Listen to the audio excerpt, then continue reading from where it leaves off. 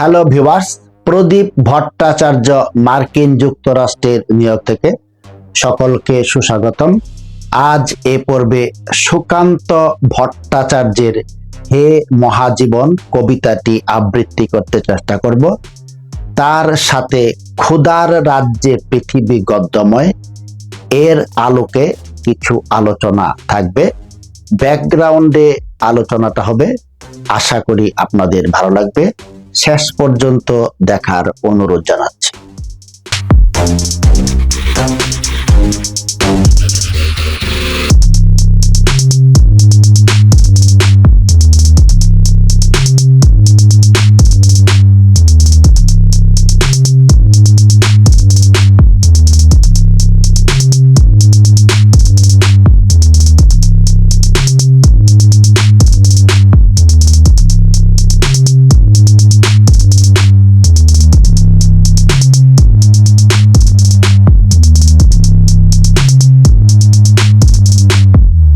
Hello viewers, প্রদীপ ভট্টাচার্য মার্কিন যুক্তরাষ্ট্রের New York থেকে সকলকে সুস্বাগতম। আজ এ পর্বে সুকান্ত ভট্টাচার্যের হে মহাজীবন কবিতাটি আবৃত্তি করতে চেষ্টা করব। তার সাথে থাকছে কিছু আলোচনা। শুরু করছি। হে মহাজীবন, সুকান্ত ভট্টাচার্য। হে মহাজীবন, আর এ কাব্য নয়, এবার কঠিন কঠোর গদ্যে আনো। পদলালিত্য ঝংকার মুছে যাক, গদ্যের করা হাতুড়িকে আজ হানো। প্রয়োজন নেই কবিতার স্নিগ্ধতা, কবিতা তোমায় দিলাম আজকে ছুটি। ক্ষুধার রাজ্যে পৃথিবী গদ্যময়, পূর্ণিমা চাঁদ যেন ঝলসানো রুটি। একটু আলোচনা করতে চেষ্টা করছি। ক্ষুধার রাজ্যে পৃথিবী গদ্যময় এই অংশটুকু ভিত্তি করে। ক্ষুধার তীব্রতার কাছে পৃথিবীর সমস্ত সৌন্দর্য ম্লান হয়ে যায়। সৌন্দর্য হলো অপ্রয়োজনের আনন্দ। প্রয়োজন যখন দুষ্প্রাপ্য, নাগালের বাইরে চলে যায় কাব্যের ছন্দ। সাহিত্য মনে হয় অবাস্তব। মানুষের মানবিক চাহিদার প্রধান উপকরণ হলো খাদ্য। জীবন বাঁচাতে খাদ্য অপরিহার্য। এই বেঁচে থাকা এবং টিকে থাকার জন্য প্রথমেই দরকার হয় অন্ন।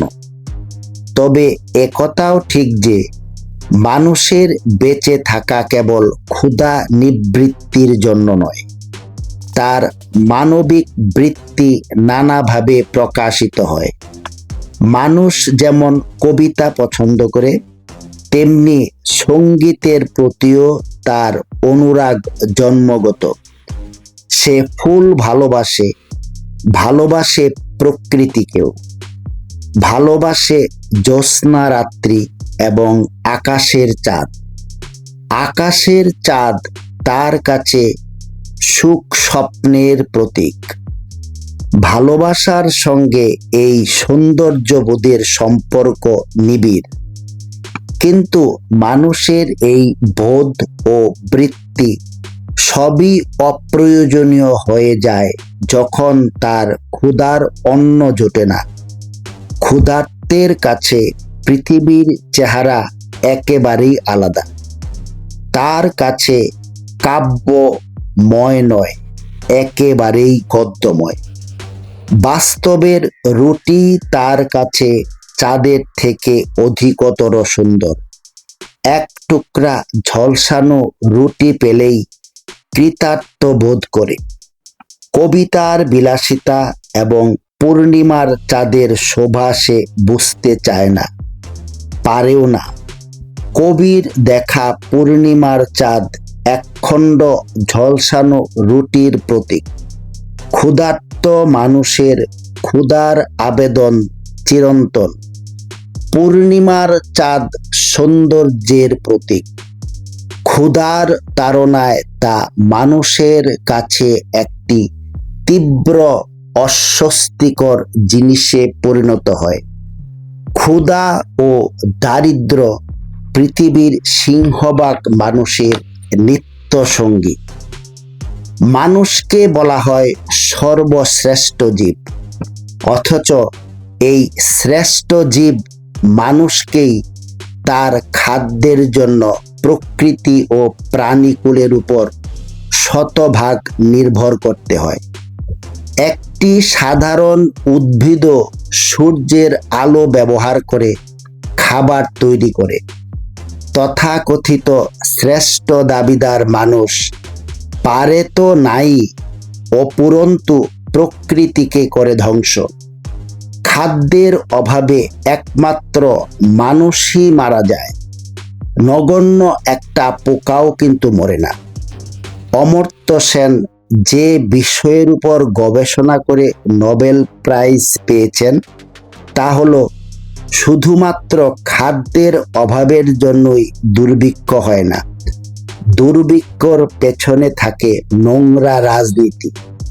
বিভিন্ন ধর্মে স্বর্গ বেহেশতের আকর্ষণীয় বর্ণনা লিপিবদ্ধ থাকে। স্বর্গে বেহেশতে দুধের নদী, অমৃতের নদী, এমনকি সুরার নদীও আছে। মুখ বাড়ালেই আঙ্গুর, নাশপাতি ইত্যাদি রকমারি ফলের সমাহার। এমনকি পুরুষদের জন্য অসংখ্য নারীরও ব্যবস্থা আছে। যে ঈশ্বর হও বললেই সব হয়ে যায়, অথচ বাস্তবে বিশ্বে দেখা যায় অনাহারে মৃত্যুর অগণিত রেকর্ড। সুদানে অনাহারে লক্ষ লক্ষ মৃত্যুর ঘটনা ঘটে। কঙ্কালসার শিশুর মৃত্যুর অপেক্ষা করে ক্ষুধার্ত শকুন। সোমালিয়ায় দশকের পর দশক ধরে চলে দুর্ভিক্ষ। পাকিস্তানে 5 কোটি লোক ভিক্ষুক। জাতিসংঘের রিপোর্ট অনুযায়ী ভারতে 70 কোটি মানুষের বাড়িতে টয়লেট পর্যন্ত নেই, অথচ পরকালের আশায় মানুষ বছর বছর কোটি কোটি টাকা ব্যয় করে।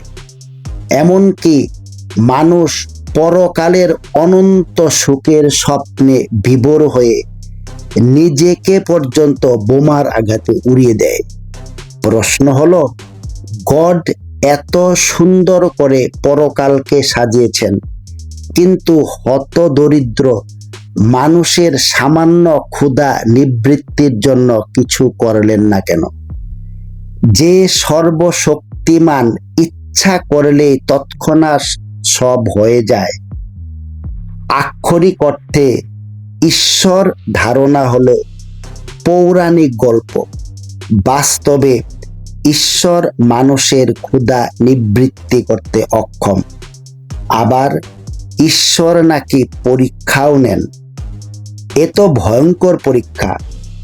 ডিয়ার ফলোয়ার্স, বলতে পারেন পূর্ব জন্মে কি পরিমাণ পাপ করলে এ জন্মে একজন হিটলার জন্ম নেয়? অথবা কর্মফলের কি অপরাধে প্রচণ্ড ক্ষুধায় তিলে তিলে মৃত্যুবরণ করতে হয়? পরিশেষে হুমায়ুন আজাদের একটি উক্তি দিয়ে শেষ করব। ক্ষুধা ও সৌন্দর্য বোধের মধ্যে গভীর সম্পর্ক বিদ্যমান। যেসব দেশে অধিকাংশ মানুষ অনাহারী, সেখানে মাংসল হওয়া রূপসীর লক্ষণ। যেসব দেশে প্রচুর খাদ্য আছে, সেখানে মেদহীন হওয়া রূপসীর লক্ষণ। এজন্যই হিন্দি আর বাংলা ফিল্মের নায়িকাদের দেহ থেকে মাংস চর্বি উপচে পড়ে। ক্ষুধার্ত দর্শকেরা সিনেমা দেখে না, মাংস ও চর্বি দেখে ক্ষুধা নিবৃত্ত করে। ডিয়ার ভিউয়ার্স, আজ এ পর্যন্তই। আপনাদের মতামতের অপেক্ষা রাখছি। অন্য কোনো টপিক নিয়ে আবার আপনাদের সামনে হাজির হব। সকলে ভালো থাকুন। প্রদীপ ভট্টাচার্য, মার্কিন যুক্তরাষ্ট্র, নিউ ইয়র্ক।